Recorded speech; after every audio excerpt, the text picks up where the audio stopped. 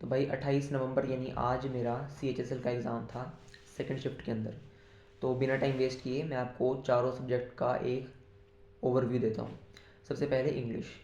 English में अगर मैं पैराग्राफ की बात करूँ तो उसको पढ़ने की लगभग बिल्कुल भी ज़रूरत नहीं थी।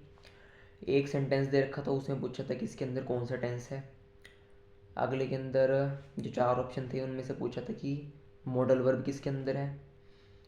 और ऐसे ही थे, मतलब बिना पढ़े ही पैराग्राफ हम कर देते आराम से। और स्पेलिंग चेक के मेरे पास 2 से 3 क्वेश्चन थे, PQRS के भी 2-3 क्वेश्चन, ईडियम फ्रेजेस का एक भी क्वेश्चन नहीं था। मेन ज़्यादा थे एक्टिव पैसिव और नरेशन, जो आपको अभी तक पता चल ही गया होगा और शिफ्ट्स के रिव्यू में।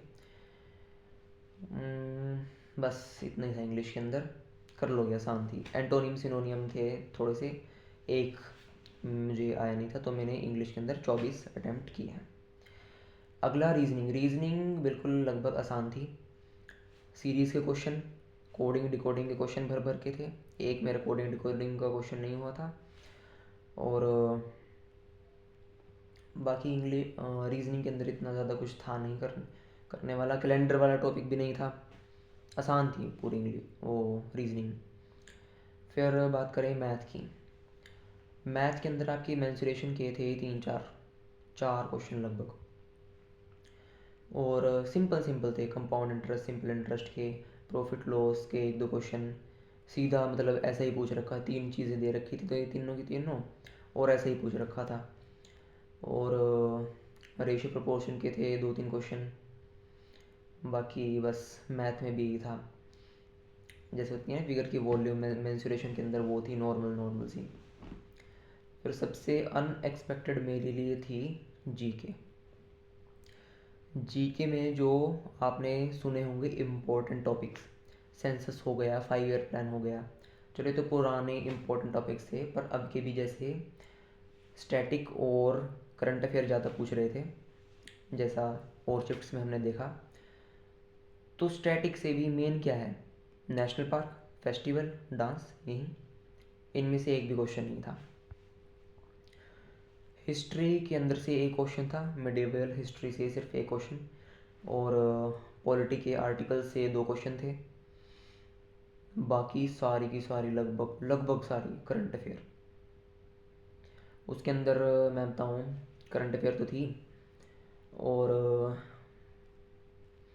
जीके के अंदर इतना ही था बस। जीके के अंदर बहुत करंट अफेयर थी। मेरे सिर्फ 9 अटैम्प्ट हुए हैं जीके के अंदर। मैं टोटल अटैम्प्ट करके आया हूँ 79। 24 इंग्लिश के अंदर, 23 रीजनिंग, 23 मैथ और 9 जीके। अब अगर बात करें उनके स्टाफ की, स्टाफ बहुत ज़्यादा बेकार था।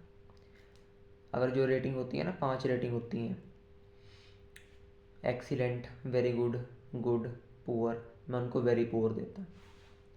मतलब ऐसा स्टाफ जो आपका एडमिट कार्ड है उसको स्केल से नीचे से फाड़ के वो आपको देते हैं और ऊपर वाला वो ले जाते हैं, ठीक है। तो स्केल को ठक ठक करके ऐसे, मतलब इधर उधर घूम रहा था एक लड़का।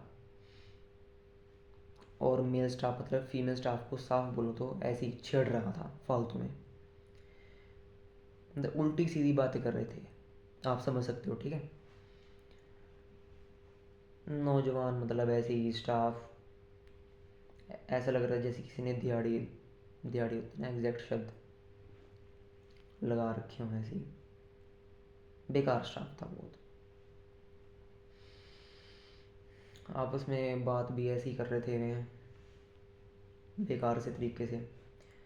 बस जो थे 2-3 इन्विजिलेटर थे जो प्रोफेशनल से थे, बीच में वो आए, उन्होंने उनको समझाया धीरे से बोलकर, तब वो थोड़ा शांत हुए स्टाफ। बाकी सेंटर थोड़ा सा था, सिस्टम तो ठीक चल रहे थे, माउस भी ठीक था, सेंटर भी लगभग ठीक ही था। मेन दिक्कत बस स्टाफ में थी। बस इतना बहुत है। एग्ज़ाम अच्छा करके आना, ठीक है, बाय। बाकी सब सेक्शन फिर भी आसान है, सिर्फ जीके ही थी थोड़ी अनएक्सपेक्टेड सी। तो हो सके तो करंट अफेयर के 3-4 वीडियोस 2-2 3-3 घंटे के देख लेना। जिन्हें कर लिया, परसों एग्ज़ाम है जिनका।